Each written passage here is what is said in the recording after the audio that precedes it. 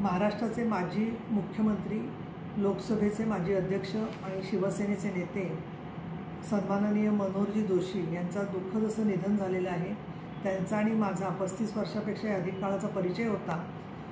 मराठी भाषा सर्वत्र पसरावी, प्रभावी ठरावी, हिंदुत्वाचा मुद्दा, त्याचबरोबर महाराष्ट्राच्या विकासाला चालना द्यावी यासाठी त्यांनी आयुष्य समर्पित केलं होतं।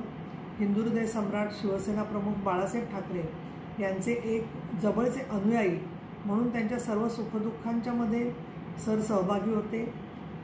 माझ्या प्रत्येक पदाच्या वेळेला, मग ते विधान परिषदेतलं सदस्यत्व असेल किंवा प्रवक्ते म्हणून 2007 मध्ये आम्हाला 4 जणांना नेमलं, त्याच्यातसुद्धा माननीय सरांचा समावेश होता आणि त्यांच्या मार्गदर्शनाखाली मी प्रवक्ता म्हणून आम्ही काम करत होतो।